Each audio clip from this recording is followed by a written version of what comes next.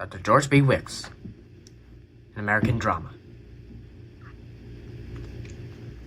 In 1900, the widowed Etta Moore married Dr. George Brinton Wicks, but within 3 short months, the marriage deteriorated. Emma sued for a limited divorce, alimony, citing promises that George had made a financial security in his social standing.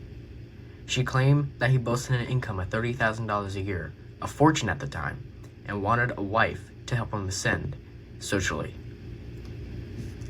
Her advocate painted a picture of financial expectations amid the inconsolable differences.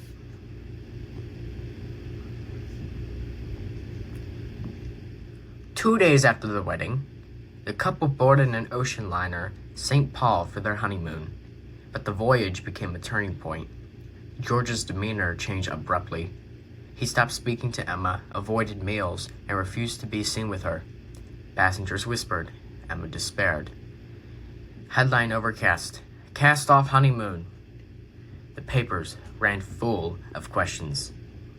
In Southampton, George confronted Emma with a letter alleging that she had maintained a romantic romance with a younger man named Harry Ward after her first husband's death in 1897. Emma admitted the past relationship, but insisted it was over and said that what she did in her past did not concern him, something that women were not allowed to speak up for at the time. He declared, "I am through with you, and I never wish to see your face again." Upon their return, he abandoned her at the pier, ending the marriage as soon as it had begun. George filed for annulment, accusing Emma of misrepresentation. Emma countersued for abandonment, but ultimately George withdrew his suit. Emma stood by her denials, and the case closed without his victory.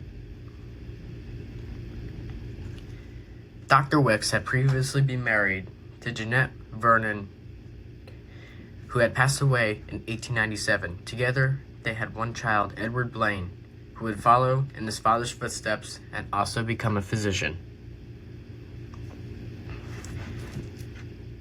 Later in 1906, he married a new wife, Winifred Vernon Wicks, and together they both had one daughter, Virginia, in 1910. In June of 1905, George's name made headlines again, this time for an automobile accident near Dover, New Jersey. While driving home from Lake Hapkong, his car overturned and George suffered a broken leg. His companion, Miss Winifred Wicks, was shaken but unharmed. He was transported to New York, where he recovered at St. Luke's Hospital.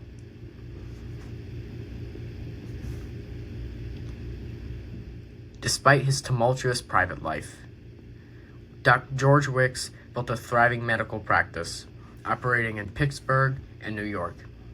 He specialized in rupture and rectal diseases. And his advisements were as bold as his personal headlines. He promised quick, permanent cures and positioned himself as a trusted specialist in an era where medicine was rapidly professionalizing. In 1917, history repeated itself. George married again in 1906, but once more, domestic peace eluded him. In 1917, his third wife, Winifred Wicks, obtained a legal separation and custody of their daughter. A year later, she filed for divorce. Divorce was summarized in 1921 and finalized in 1922. It wasn't the first scandal. In 1916, George had unsuccessfully sued Winifred, accusing her of infidelity with a lifeguard at Long Beach. He lost the case. By the following year, their separation was official. George B. Wicks, American drama. A final marriage and an uncertain ending. In 1922, George married for the 4th time to a woman named Hetty Von Arx, but together remains a mystery.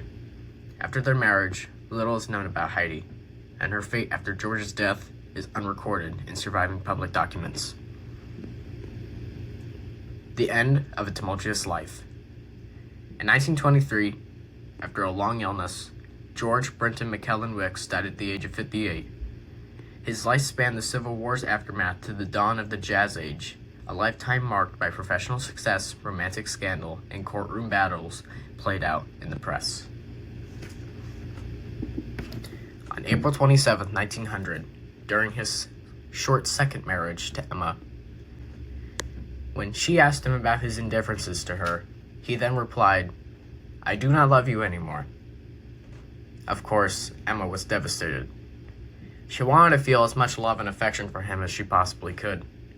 But to her and to him, it was no avail. She went back to her cabin and cried bitterly.